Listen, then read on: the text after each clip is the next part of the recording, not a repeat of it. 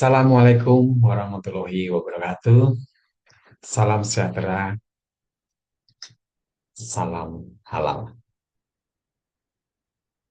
Baik, terima kasih atas waktu yang diberikan kepada kami. Izinkan kami perkenalkan diri. Nama saya Yohanes Agus Baino. Saya selaku pendamping proses produk halal di LP3H Edukasi Wakaf Indonesia. Saya bergabung dengan EWI sejak tahun 2025 dan alhamdulillah saya telah membantu para pelaku usaha dalam proses pengajuan sehingga terbitnya. Alhamdulillah telah mencapai sekitar 350 sertifikat halal. Baik di sini, terima kasih waktu yang diberikan kepada kami, Bapak Ibu para pelaku usaha UMKM. Di sini izinkan kami untuk memberikan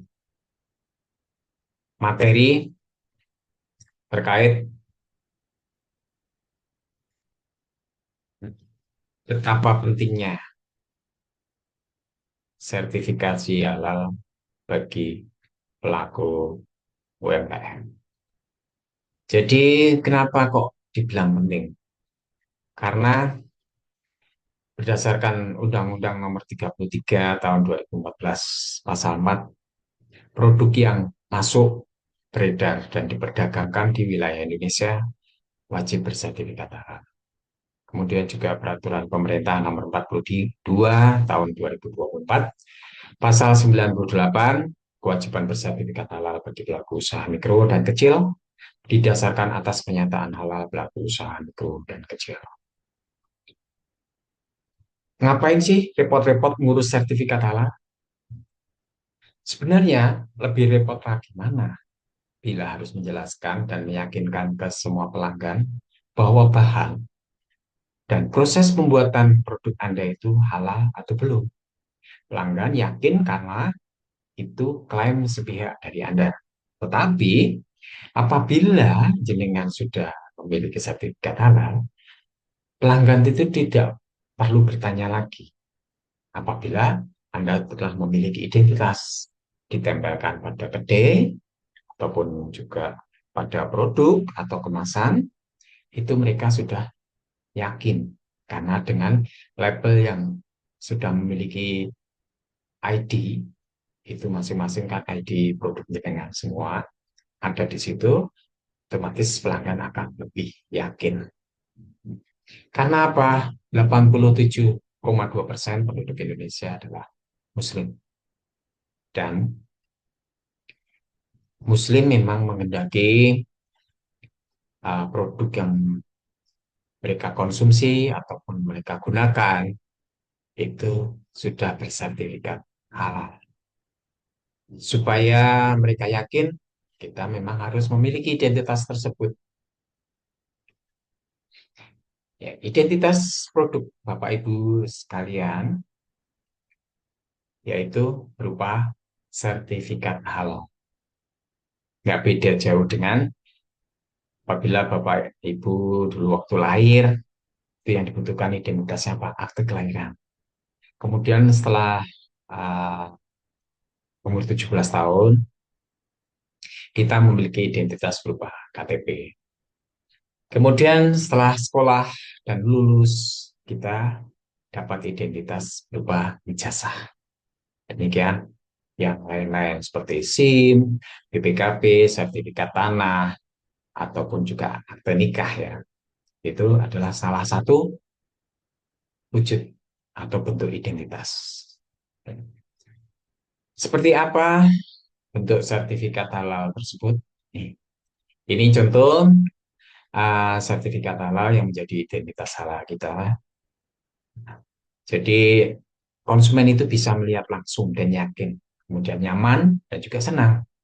Bagi pengusaha, kepercayaan adalah hal utama dan mahal karena itulah sumber penghasilan yang berkelanjutan.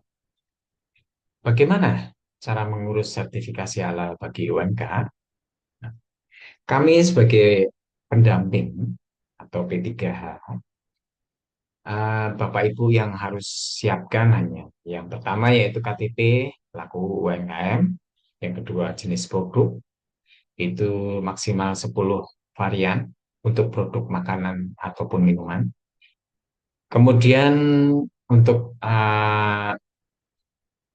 jenis produk warung itu bisa maksimal 30 varian produk. Kemudian ada yang ketiga yaitu merek produk, yang keempat foto produk, yang kelima foto tempat produksi, yang keenam NIP atau nomor induk usaha, kemudian omset kurang dari 15 miliar per tahun. Terus berapa biaya mengurus sertifikasi halal bagi UMKM? Saat ini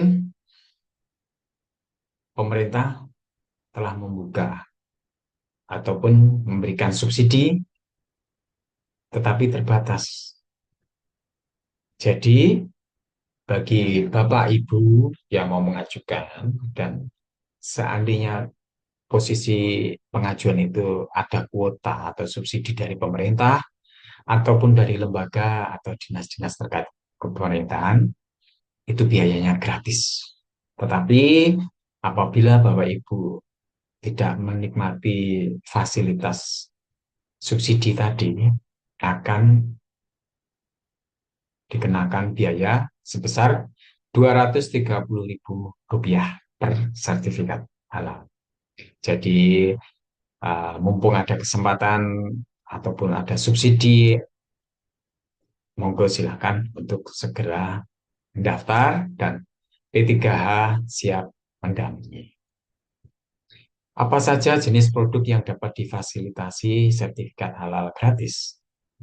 Di sini ada 13 jenis produk makanan, seperti permen dan coklat, tepung dan sereal, roti dan bakery, kemudian ikan dan olahan perikanan, telur dan olahannya, gula, madu, dan pemanis.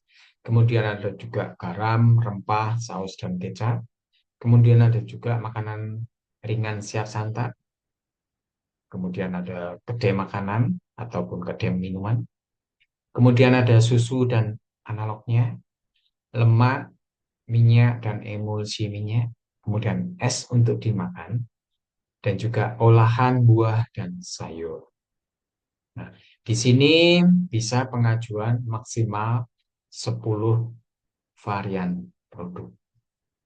Contohnya, misal ada acar buah, asinan sayur, kemudian ada juga tekwan, empek-empek, otak-otak, emping, keripik, kemudian ada juga apa bolu kukus ataupun donat, tahu dan lain-lain. Di sini banyak ya. Kemudian ada juga 6 jenis produk minuman seperti aneka minuman ringan dan non soda. Kemudian ada kopi, teh dan sari kacang, kemudian susu dan campuran susu dan minuman tradisional dan jamu seperti wedangwo dan lain-lainnya. Kemudian ada juga produk jus buah maupun sayuran. Kemudian konsentrat buah dan sayuran. Nah, di sini pun juga Bapak Ibu bisa pengajuan dengan maksimal 10 varian produk. Nah, contohnya seperti jus buah, ada milkshake, ada es krim, ada yogurt, nah, ada wedang rempah, ada sirup, ada kopi, minuman coklat, squash. Nah, kemudian ada 13 jenis untuk warung, seperti warung soto ayam atau sapi, warung mie ayam, bakso, ataupun bakso sapi atau bakso ayam, kemudian warung makan pecel lele, warung sate ayam ataupun kambing, warung makan nasi atau mie ayam, mie goreng, maaf, warung makan khas Timur Tengah, warung makan nasi kuning atau nasi uduk, kemudian angkringan gerobak, kemudian juga ini sekarang lagi boomingnya misalnya warung makan Indomie atau Warmindo, itu sedang menjamur ini. Kemudian warung Tegal itu sudah lama akan menjamur ya. Kemudian warung nasi Padang demikian juga, dan juga warung makan khas Sunda. Nah, di sini untuk 13 jenis warung ini dengan maksimal 30 varian produk. Jadi Bapak Ibu memiliki kedai atau warung tersebut bisa pengajuan dengan 30 varian produk maksimal. Nah, ini tentu misalnya warung Padang, warung Sunda, atau pecel lele, atau angkringan, bakso, mie ayam, warung Tegal, gitu. Terus berapa lama terbit sertifikat halal? Kita akan membantu secepatnya dengan semua persyaratan sudah komplit, kita akan bantu untuk pengajuan. Itu estimasi waktunya 7 sampai 14 hari kerja dalam keadaan normal setelah pengajuan melalui Siala BPJPH. Jadi setelah draft menjadi submit dan kemudian kita ajukan menjadi proses gitu. Apa risiko bila produk atau usaha Anda tidak memiliki sertifikat halal? Nah, di sini tentunya kaitannya dengan pelanggan atau bahkan dengan kompetitor Anda. Nah, bila ada pelanggan atau kompetitor memviralkan bahwa produk atau usaha Anda tidak bersertifikat halal, apa akibatnya bagi usaha? Otomatis pelanggan-pelanggan akan mencari tempat atau mencari eh, produk yang sudah memiliki sertifikat halal karena mereka akan lebih yakin, merasa nyaman, aman, dan senang gitu. Kemudian kami sebagai P3H EWI siap mendampingi proses sertifikasi halal produk Anda secara gratis. Yuk, segera daftar supaya Anda merasa tenang, konsumen merasa nyaman, senang, usaha Anda akan lebih maju. Nah, demikian yang bisa saya sampaikan materi tentang pentingnya sertifikasi halal bagi usaha Bapak Ibu sekalian. Terima kasih. Mungkin ada kata atau dalam penyampaian materi kami kurang berkenan. Saya mohon maaf yang sebesar-besarnya. Akhirul alam. Wassalamualaikum warahmatullahi wabarakatuh. Matur nuwun.